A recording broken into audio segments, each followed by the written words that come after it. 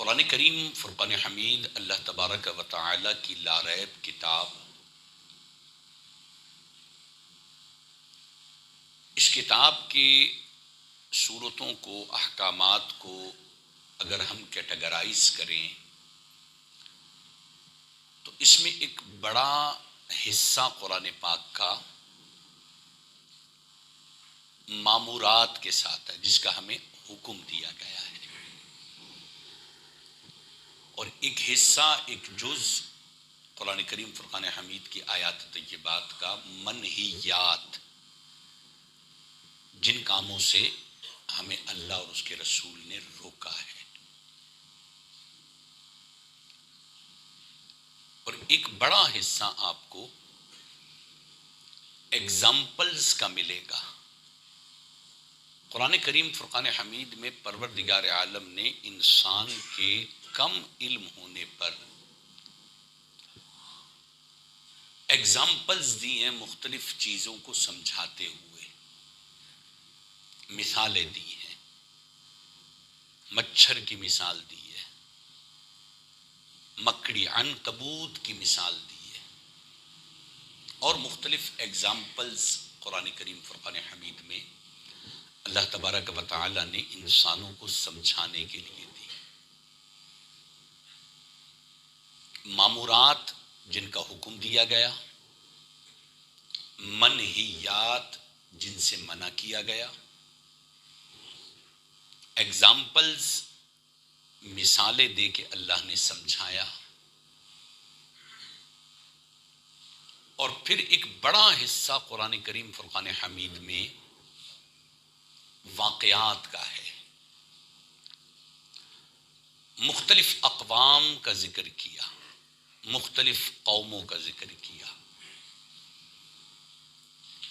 ان قوموں کی جب اچھی حالت تھی اس کا بھی ذکر قرآن پاک میں موجود ہے، اور جب وہ اقوام بگڑی ہیں،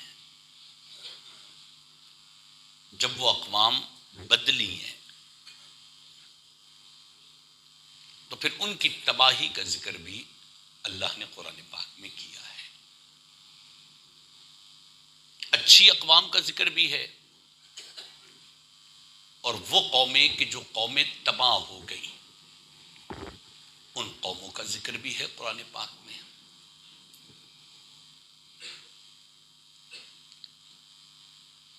بہت زیادہ واقعات آپ کو ملیں گے۔ آپ فقط ایک لمحے کے لیے قرآن کریم فرقان حمید کی 114 سورتوں کے نام پڑھیں، اور پھر ان ناموں پر غور کریں تھوڑا سا۔ سورہ فاتحہ پہلی سورہ مبارکہ، سورہ بقرہ گائے والی، بقرہ عربی زبان میں گائے کو کہتے ہیں، اور یہاں ایک بہت بڑا واقعہ ہے اس سورہ مبارکہ میں، سب سے بڑی سورت ہے قرآن پاک کی، گائے کا ذکر ہے۔ گائے کے ذریعے جو لوگ گمراہ ہوئے، تباہ ہوئے، جو قوم تباہ ہوئی، باتخاذکم العجلہ، اس بچڑے کو، گائے کے بچڑے کو خدا بنایا۔ یہ پورا ایک تذکرہ ہے۔ سورہ کہف، اعراف، واقعہ، سورہ دخان دھوئیں والی۔ اب صرف سورتوں پر غور کریں، سورتوں کے ناموں پر،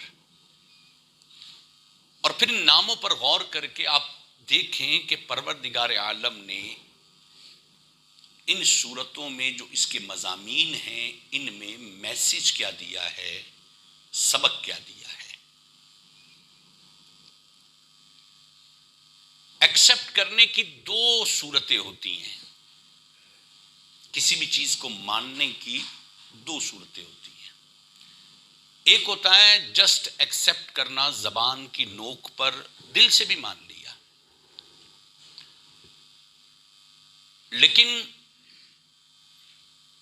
نہ کرنے پر جو وعید ہے، جو سزا ہے، جو ناراضگی ہے، وہ پریکٹیکلی طور پر اس پر جو بلیو ہے وہ کامل اس حوالے سے نہیں ہے، مانتے ضرور ہیں ہم، لیکن اس ماننے کے بعد اس پر پریکٹیکلی طور پر عمل نہیں ہے۔ ہمیں پتہ ہے نماز چھوڑنے سے گناہ ملتا ہے، یہ دنیا میں کوئی مسلمان ایسا نہیں ہوگا کہ جس کو یہ نہ پتا ہو کہ نماز چھوڑنا گناہ ہے، جس کو یہ نہ پتا ہو کہ جھوٹ بولنا گناہ ہے، جس کو یہ نہ پتا ہو کہ میں نے مرنا ہے، جس کو یہ نہ پتا ہو کہ حرام نہیں کھانا چاہیے، جس کو یہ نہ پتا ہو کہ غلط کام کسی کی دل آزاری نہیں کرنی۔ پتہ سب کو ہے، مجھے بھی ہے، آپ کو بھی، ہم سب کو بھی ہے، لیکن وہ کون سی ایسی طاقت ہے کہ سب کچھ پتا ہونے کے باوجود بھی کہ یہ خدا کی طرف سے اوامر ہیں، احکامات ہیں، ان پر ہم نے چلنا ہے، اور یہ اللہ کی طرف سے منع کردہ ہیں، خدا کو ناپسند ہے، محبوب کو ناپسند ہے، شریعت اور دین کو ناپسند ہے۔ سارا کچھ پتا ہونے کے باوجود ہمارے وجود میں وہ کون سی ایسی طاقت ہے کہ جو اس ڈر اور اس خوف اور اس ناراضگی کو پس پش ڈال کے ہم وہ کام کر جاتے ہیں۔ کچھ تو ایسا ہے،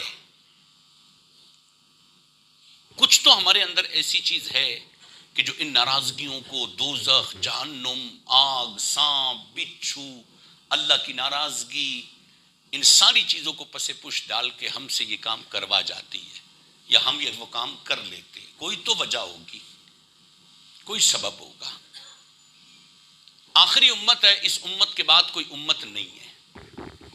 ہمارے آقا صلی اللہ تعالی علیہ وسلم آخری نبی ہیں، اور یہ آخری امت ہے، اس کے بعد کوئی امت نہیں، محبوب کے بعد کوئی نبی نہیں۔